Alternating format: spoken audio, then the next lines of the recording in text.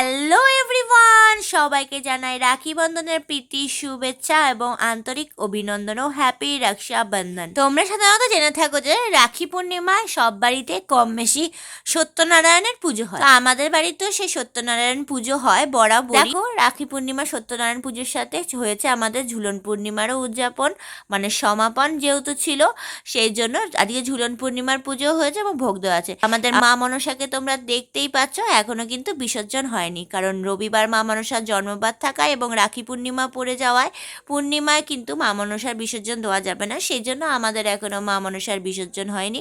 তো পূর্ণিমা মঙ্গলবার সব কিছু মিলিয়ে মা মনসা আমাদের ভাসান যাবে হচ্ছে বুধবার। এই দেখো আমি নিয়ে চলে এসেছি ভোগ, সবাই দর্শন করো।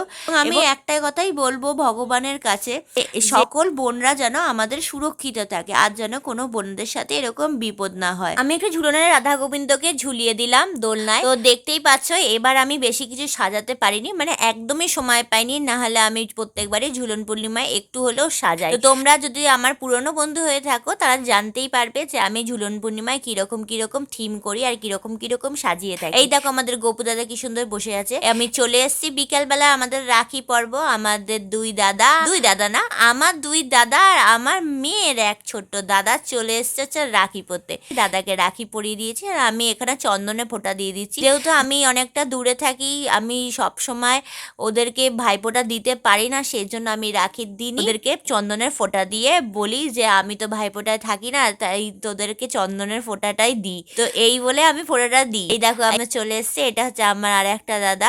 আমি এখন রাখি পরাবো, তারপরে তো তোমরা জানোই সেই সেম হচ্ছে আমি চন্দনের ফোঁটা দেবো। আর ওর পুচকে ছেলে এটা কি সুন্দর মুখের দিকে তাকিয়ে দেখছে, হা করে দেখছে, বলছে আমাকে ও মনি ডাকে। তো মনিকে আমি হচ্ছে ওর পিপি, ওর একমাত্র পিপি আমি। তো মনি আমাকে চিনি বুনু কখন পড়াবে, মিশকাকে ও চিনি বুনু ডাকে, সেজন্য বলছে আমাকে চিনি বুনু কখন পড়াবে, ঠামি কখন পড়াবে। তো ও আগের থেকে হাত বাড়িয়ে বসে আছে, দেখো কি সুন্দর হাত মুঠো করে বসে আছে, ওকে কেন কেউ পড়াচ্ছে না।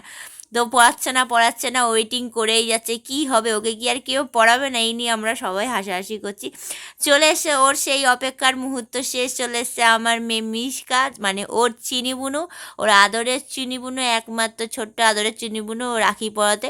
তো চিনি বুনু রাখিটা পেয়ে নিজেই বুঝতে পারছে না কি করবে, তো নিজেই হাতে পরতে গেছিল।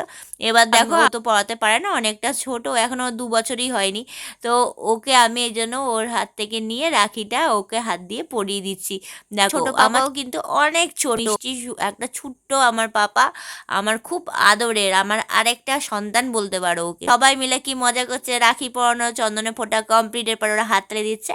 আর চলে এসছে এখন ওদের ঠামি মানে আমার শাশুড়ি মা, তো ওদেরকে এখন রাখি পরাচ্ছে। তো সবাই খুব খুশি। আমার মেয়ে আবার বলছে হ্যাপি রাখি, হ্যাপি রাখি।